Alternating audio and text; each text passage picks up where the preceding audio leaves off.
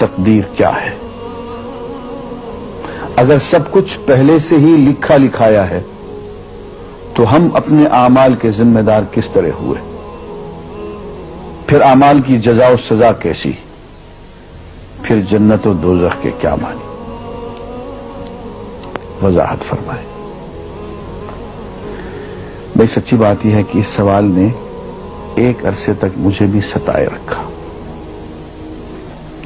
اور میں سوچتا رہا کہ اگر واقعی اللہ تعالیٰ نے پہلے سے ہی سب کچھ لکھ دیا ہے کہ میں اتنے بج کر اتنے منٹ میں بیٹھ کے یہاں پہ ایک لیکچر دوں گا، یہ تقریر کروں گا، اتنے بج کر اتنے منٹ میں نماز پڑھوں گا، اتنے بج کے اتنے منٹ میں فلاں کو گالی دوں گا، فلاں کو تھپڑ ماروں گا، یہ پہلے سے ایک میرا شیڈول مرتب ہے اللہ کے ہاں، لکھا لکھایا پروگرام چھپا چھپایا موجود ہے، میرے کیا قصور؟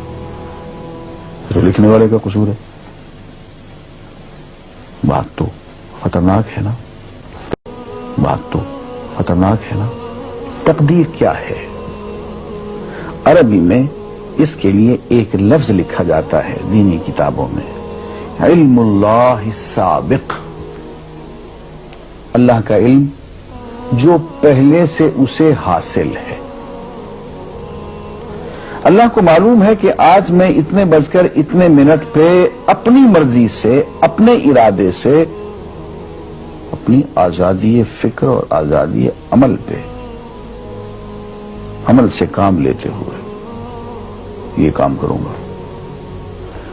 اب بھائی کام تو میں اپنی مرضی سے کر رہا ہوں، اپنی آزادی سے، اپنے ارادے سے کر رہا ہوں، لیکن اتنی سی بات تو مانو کہ اللہ تعالیٰ علام الغیوب ہے، علیم بذات الصدور ہے۔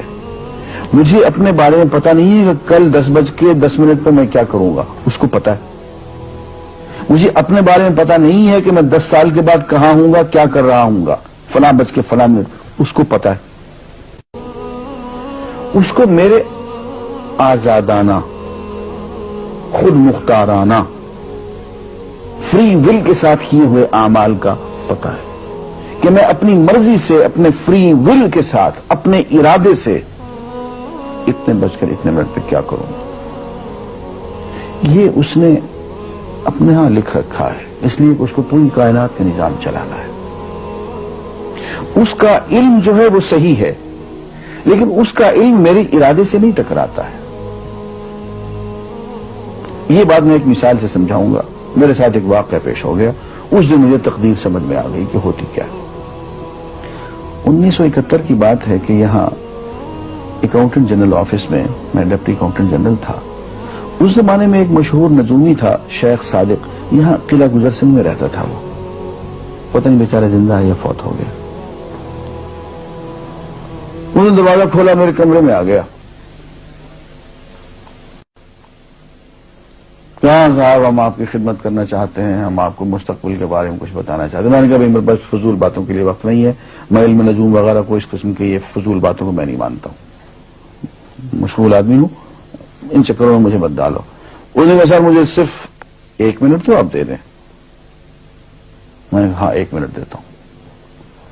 اس نے ایک بہت بڑا کاغذ میرے سامنے لکھا جس پہ 40 خانے بنے ہوئے تھے، 40 چیزوں کے نام لکھے ہوئے تھے،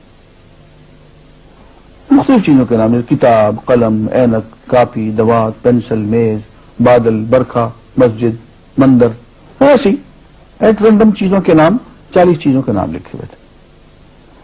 انہیں کہنے صاحب آپ ان میں سے کسی ایک چیز پہ انگلی رکھ دیں یا اس کا نام آپ اس کاغذ پہ لکھ دیں۔ اور مجھے یہ کہتے کہتے اس نے ایک پیس آف پیپر میری میز سے اٹھایا اور اس پہ کچھ لکھا اور اس کو یوں الٹا کے رکھ دیا۔ میں نے کہا تم نے یہ کیا کیا؟ کہنے لگے جی میں نے وہ چیز لکھ دی ہے، وہ نام جو ابھی آپ لکھیں گے۔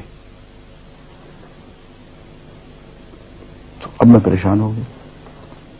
تماشا کی بات ہے نا کہ جو چیز میں سوچ سوچ کے اپنے ارادے سے، اپنی مرضی سے ابھی لکھوں گا، اس نے پہلے سے لکھے وہاں رکھ چھوڑ دیے میرے سامنے۔ اب میں سوچ میں پڑ گیا کہ یار وہ چیز لکھوں جو اس نے نہ لکھی ہو، کبھی میں اس کا ارادہ کروں، کبھی اس کا ارادہ کروں، تنگ آ کے آخر میں نے کسی ایک چیز کو لکھ دیا، میری یہ ہے۔ اس نے جب وہ الٹایا تو وہ وہی چیز نکلی۔ اب پتہ نہیں یہ کیا چکر تھا اس کا، خدا ہی جانے۔ کوئی اس کا علم ہوگا، کوئی فن ہوگا، کوئی تک بازی ہوگی، تک بندی ہوگی کوئی. لیکن اس دن مجھے پتا چلا کہ یار اس کو جو کچھ میں نے لکھا ہے اپنے ارادے سے لکھا ہے، اپنی مرضی سے لکھا ہے، اس سے پابند ہو کے نہیں لکھا. کبھی اس میں انگلی لگاتا تھا، کبھی اس پہ آخر چن کے ایک لکھا میں نے. لیکن اس کا وقت کو پہلے سے پتا تھا کہ میں کیا لکھنے والا ہوں، اور اس نے پہلے سے وہاں لکھ کے رکھا ہوا تھا. میں نے کہا یار ایک محدود علم والا آدمی میرے آئندہ کے اعمال کو اپنے ہاں لکھ کے رکھ سکتا ہے. چن کے وہ عمل میں اپنی مرضی سے کر رہا ہوں، اپنے ارادے سے کر رہا ہوں، کوئی مجبوری نہیں ہے اس میں. لیکن وہ میری مرضی والا عمل، میرے اپنے ارادے سے کیا ہوا عمل، پوری آزادی کے ساتھ کیا ہوا عمل، اس نے پہلے سے اپنے یہاں لکھ کے رکھا ہوا. یار اگر یہ انسان کر سکتا ہے تو رحمان کیوں نہیں کر سکتا؟ اس نے میرے سارے اعمال جو میں آئندہ چل کے کرنے والا ہوں، وہ سارے کے سارے اعمال اس نے اپنے یہاں لکھ کے رکھے ہوئے. اس کو انتظام کرنا ہے، میرے رزق کا انتظام بھی کرنا ہے، آگے میری زندگی، میری موت، میری قبر میں اکوموڈیشن کا پتہ نہیں کہاں کا میرے اس نے انتظامات کرنے ہیں. تو میرے بارے میں اس نے سارا کا ڈیٹا کلیکٹ کر کے رکھا ہوا ہے اپنی انفارمیشن کے لیے کہ یہ اپنی مرضی سے کیا کیا کچھ کرے گا. تو اس کے لکھے ہوئے ہونے سے میری مرضی ختم نہیں ہوتی، میری ذمہ داری ختم نہیں ہوتی، میرا ارادہ، میری فری ول ختم نہیں ہوتی.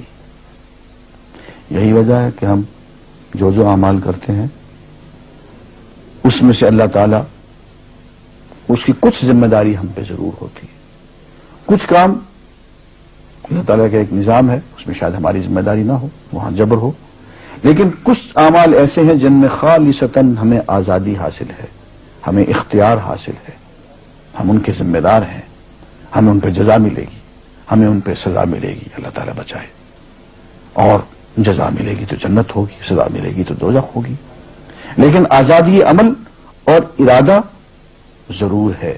یہ الگ بات ہے کہ اللہ تعالیٰ کو پہلے سے ہی معلوم ہے کہ ہم اپنے ارادے سے اور اپنی آزادی اور اپنی مرضی سے ہم آج اور کل اور پرسوں اور سال بھر کے بعد اور 10-20 سال کے بعد ہم کیا کیا کریں گے اس کے ہاں لکھا ہوا ہے.